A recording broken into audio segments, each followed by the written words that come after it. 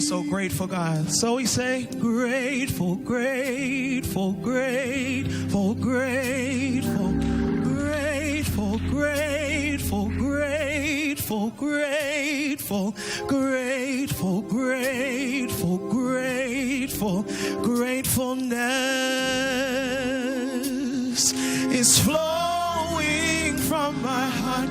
Grateful, grateful, grateful, grateful, grateful, grateful, grateful, grateful, grateful, grateful, grateful, gratefulness is flowing from my heart. Grateful, grateful, grateful, grateful. Say grateful, grateful, grateful, grateful, grateful. Say grateful, grateful, grateful, grateful, grateful, grateful, gratefulness flowing from my heart. Lift your voice to the Lord, just say grateful, grateful, oh, grateful, grateful, grateful, grateful, say grateful, grateful, grateful, grateful, grateful, grateful, grateful, grateful, grateful. God, it's the attitude we have right now. We lift our voice, God, just to let you know that we're grateful. Say,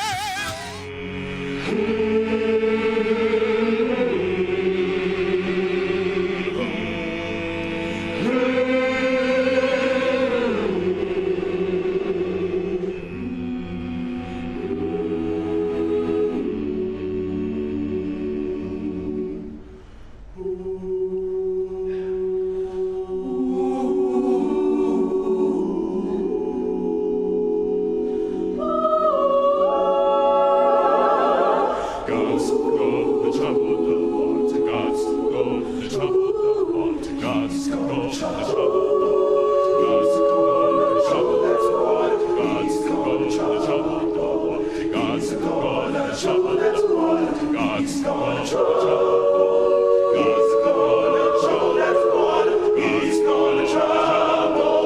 He's gonna trouble that water. Wait in the way.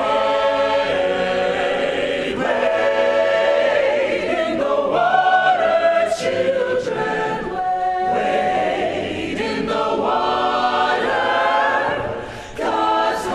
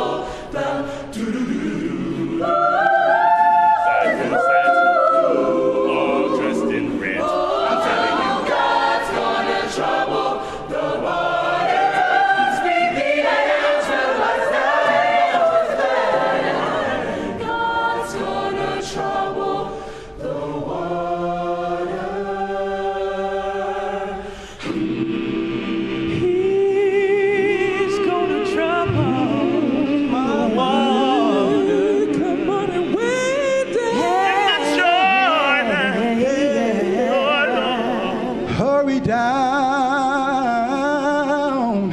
for it's too late. Come and see the Lord God, for the day is drawing closer to sunset. Come down to the Jordan and just wait, for he will trouble that water. Come and see the Lord God, for the day is drawing closer to sunset. Come down to the Jordan and just wait, for he will trouble the water.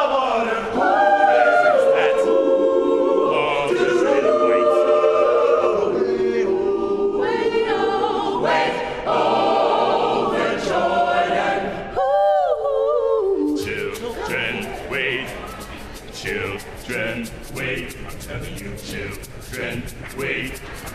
Children, wait, I'm telling you, children. If you listen to the lyrics of this song, you would notice that it says wade in the water. And then it goes on and it says that God is going to trouble the water. Now I believe as the slaves were passing through that water, it might have been some dead leaves and dry grass that they had to kind of get through, and I believe it might have been some type of fish swimming in that water. The water was probably green, nasty, dirty, but it was because of God troubling that water. There was something in that water, and because he troubled the water, we are able to be here now with HBCU choirs singing together songs of freedom. So thank you for joining us with this in this experience of wading in the water.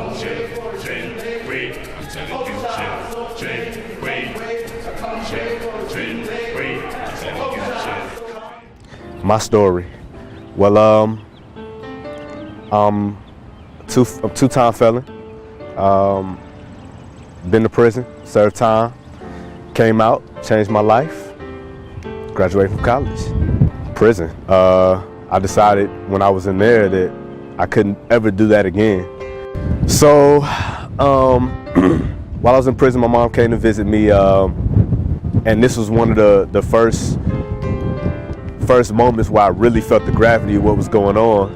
I hadn't seen her for a couple of months because of the transfers from facility to facility, and she went to hug me, and one of the officers jumped in the middle and basically said, you know, don't touch her. And for that freedom to be taken was, I mean, that was too much. At that point, the walls were closing in on me, so it really was just about God, just hold me until I leave. I mean, the sheer stress of it all, being in a hostile environment, and you know, at that point it was just God, just hold my mind. I really felt it slipping from me. Walls closing in, and you know, all your freedoms being taken away. So I was just ready to go, and I needed God to hold my mind until I left. Eventually, at a point where my mind almost cracked, I turned to the Bible, and I had to let go basically all of my pain to the church and start dealing with God on a personal level. And he kept me intact until I left. So I came out and I worked a couple of dead-end jobs and got tired of that. And I decided that school, might as well try it. Initially coming out of high school and everything, I refused. I absolutely refused. I adamantly refused to ever attend Oakwood. Anytime the conversation came up in my family, and here I am. Wonderful experience. I wouldn't change it for anything. And that's really all I came to share with you tonight. Regardless of anything you've gone through, there is a godly plan of purpose attached to your life, and you cannot die until you fulfill it. In spite of everything you've gone through, there is purpose attached to your life, and your hurt feelings, unforgiveness, or the fact that you've been dealt certain cards is not a lifetime excuse as to why you cannot or will not walk in purpose. Okay. Don't look at nobody. Do you know anybody that lives like a chameleon? They change based on the season they find themselves in. So that if they try to, I wish I would need you to tell me how wonderful I am in order for me to feel good about myself. Hear what I'm saying tonight. You don't need to date another person until you can write down legibly the God-ordained purpose in your life. Who am I preaching to tonight? Don't you get in one more relationship until you know the God-ordained purpose in your life. Walking around with $120 shoes but ain't going nowhere.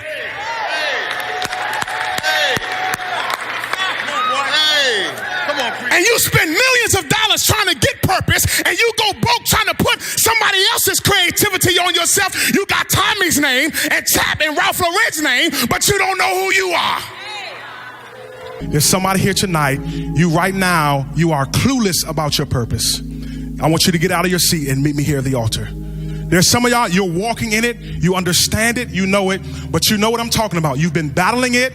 There's some of y'all, you don't have a major. You are in your third year at Oakwood. And here's what I want to say. Thank you, Holy Ghost. Stop judging your life based on other people. So what? You're a senior and you're not dating anybody. Well, I'm saying everybody else, you know what I'm saying, they graduate and I'm the only one that's still by myself. Listen. Be happy single than married and be miserable. Because the reality is God ordained marriage to make you holy, not happy.